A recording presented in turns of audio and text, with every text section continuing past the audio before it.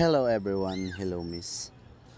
Today's video I gonna show you how to maintenance of the drill press. And now, let's go. So, as nakita ninyo, dihang part is ako na ang pangtuyok ang iyang mga moving parts. So, nagamit ko og steel brush to brush the part. O diha is ako na pong isunod ang W40 para i-spray sa maong mga moving parts nga medyo gahi na o dili na siya mo tuyok pagayo. So to be continue sa ato nga video, so let's go everyone.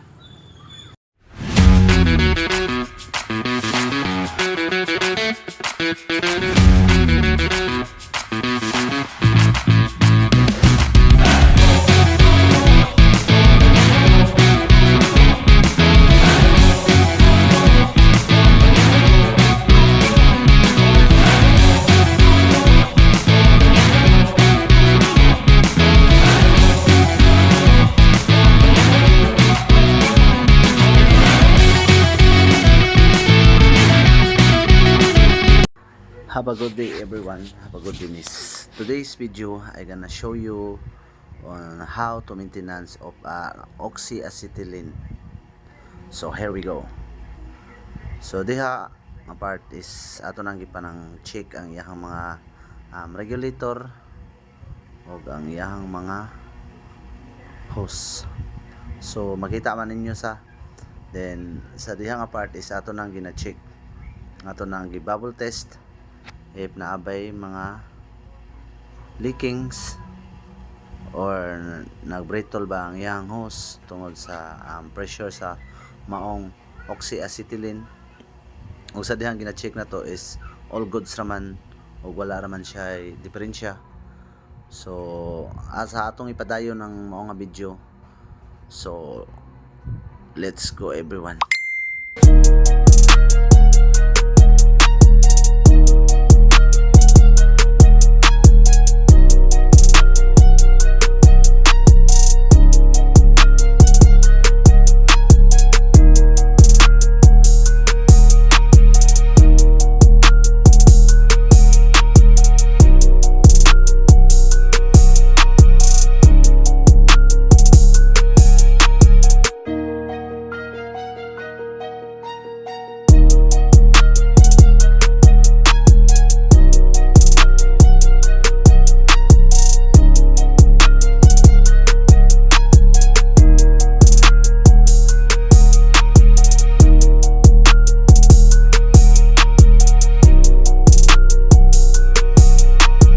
Have a good day everyone, have a good day miss. Today's video, another pagabuhaton na punta to how maintenance of a radial cutter.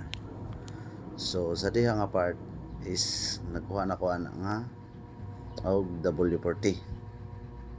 Dayon ako nang gipang sprayhan ng iyang mga knob or ang iyang mga screw para humukra siya nga pang i-disassemble.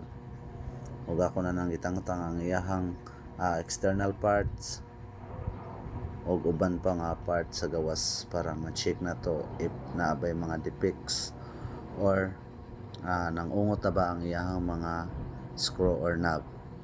So sa ako pang i-continue ang maong video, so here we go guys.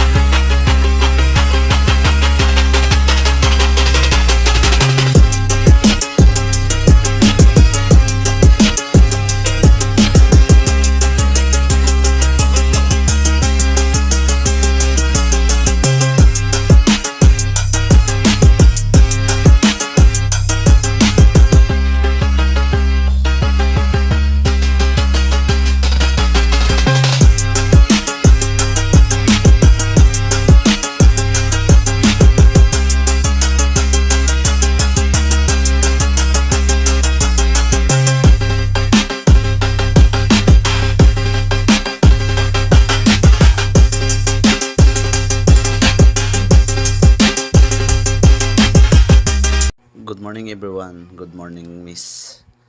For today's video, I gonna show you how to maintenance of a hand drill machine.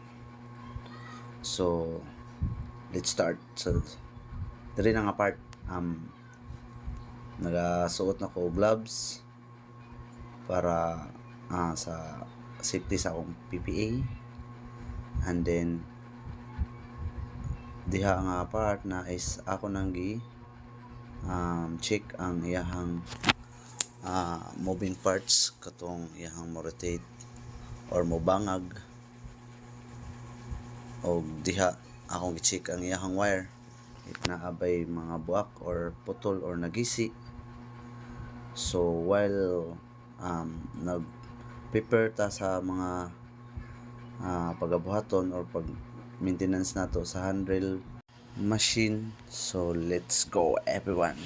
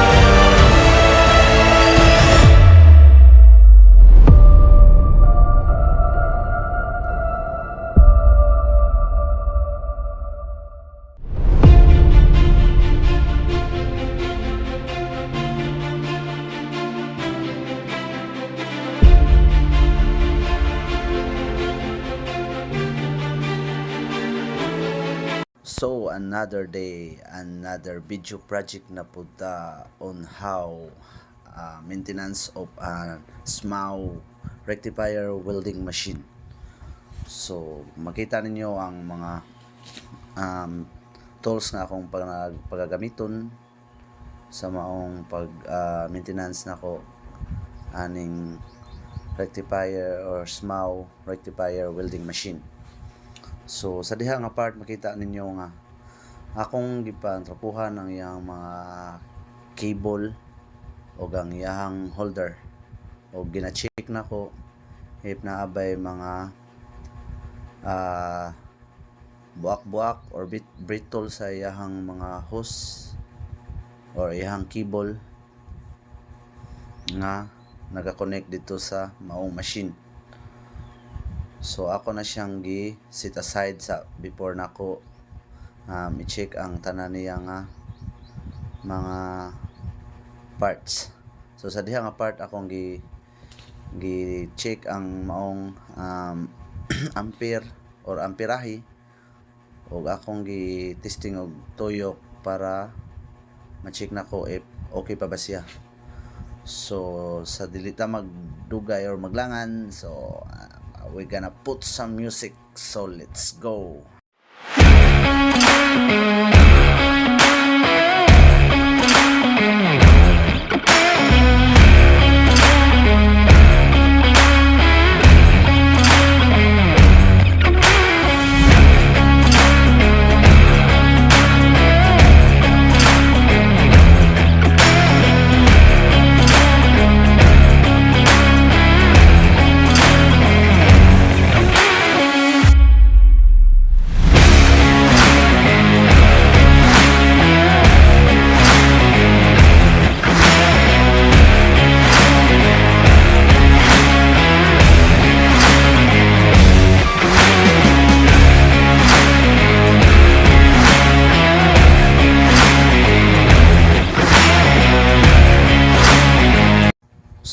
good morning everyone, good morning miss. So another maintenance na po di ay ang atong pagabuhaton niining adlaw karon.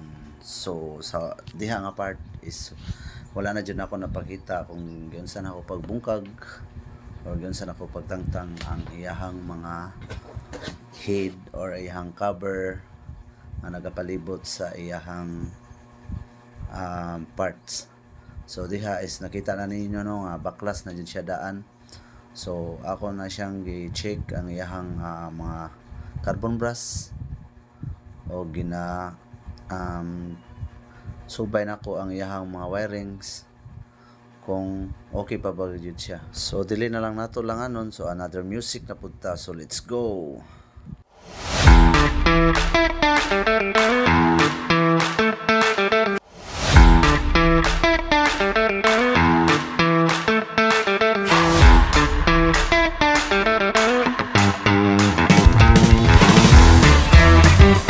Hello everyone, hello miss, another day, another pagabuhato na punta nga video to how maintenance of a small inverter type. So as you can see diha makita ninyo no nga naga-prepare na ta or naga-start na ta og panantang sa iyahang mga screw or bolts nga nagapalibot. Og diha nga part is ato na natangtang ang iyahang cover.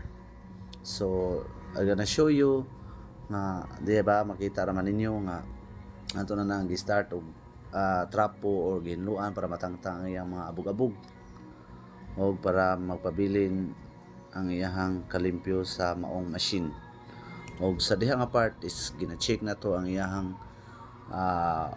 wire para ma-testing na to if ever kung mugana pa ba siya. So sa akong payadayon ng mao nga video, so here we go.